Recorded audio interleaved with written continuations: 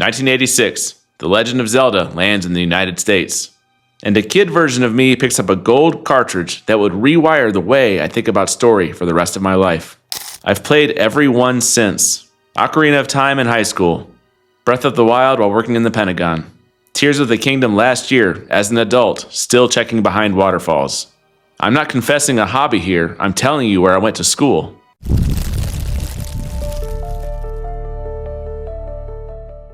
Here's how the first game opens. No cutscene, no tutorial. Not even a little crawl explaining the kingdom. You're dropped into an overworld and there's a cave right in front of you. You don't have to enter it, nothing forces you. But you do, because the dark opening in the rock is a question. And human beings cannot leave a question alone. You walk in and an old man stands between two torches, holding out a sword. He says a line. It's dangerous to go alone. That's it. That's the whole onboarding. The game never lectures you. The world teaches you and you learn by paying attention. Somewhere in those 40 years since, that cave taught me how to write a crime scene. Today I want to show you 3 lessons exploration games can teach every mystery thriller writer, plus the trap that catches writers who learn the lessons too well. Think about what you actually do in a Zelda game. You enter a space, you read it. Burn marks on a wall or cracked boulder. A tree that looks slightly wrong. You form a theory and then you test it. And then the world either confirms it or denies. That is a detective's loop. It's the exact cognitive rhythm of an investigator working a scene. Now think about your reader with a mystery novel open at midnight. Same loop, they enter your crime scene through your detective's eyes. They scan for what's wrong. They build a theory a half step ahead of your protagonist. Or a half step behind, but either way, they're playing.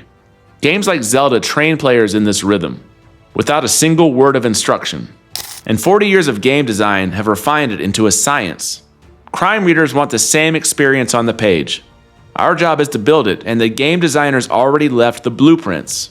Breath of the Wild never sits you down to explain the calamity that wrecked Hyrule.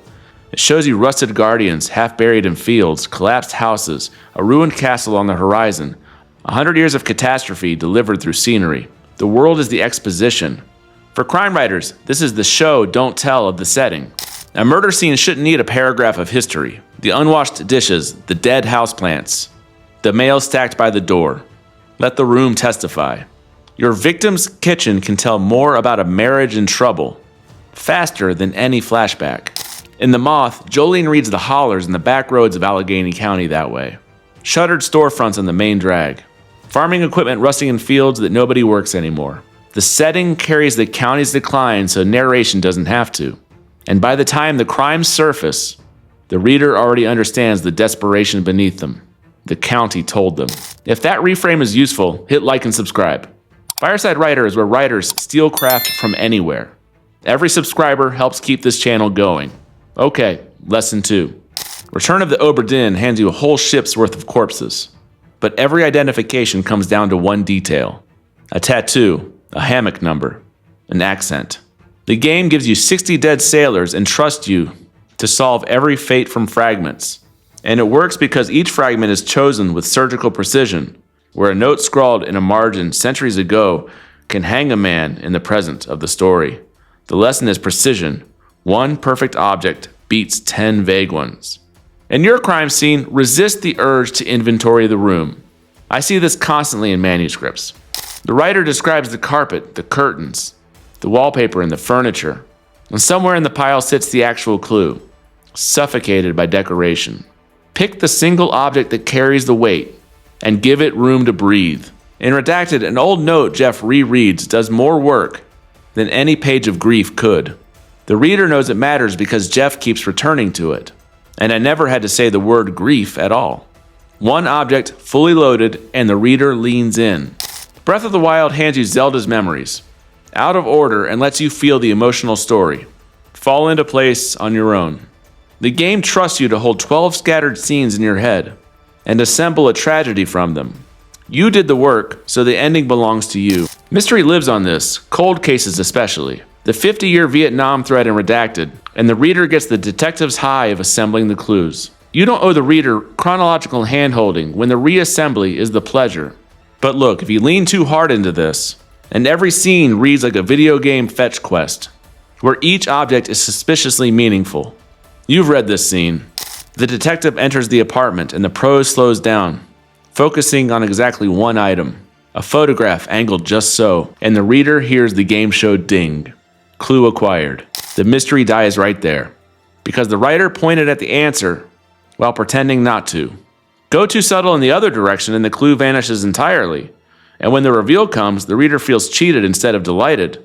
They flip back through the pages looking for what they missed, and if it genuinely wasn't findable, they put your next book down. The fix I keep coming back to is camouflage. Hide the perfect object inside honest description, 2 to 4 details deep, where it belongs in the room instead of in the plot. I'm still calibrating that dial myself. If you figure out the perfect setting, tell me, because I'm figuring this out right along with you. Here's your homework. Now go play one of these games this week, but play it as a writer. Watch how it teaches you without ever once lecturing you. Notice the moment you form a theory before the game confirms it. That feeling is what your reader is chasing on every page of your mystery. Then drop a comment. Tell me which game taught you something about story. I read every one, and comments on this channel keep turning into better videos. If you're new here, stick around, because I do this every week. Thanks for hanging out with me. So until next time, go play a game, and I'll see you by the fire.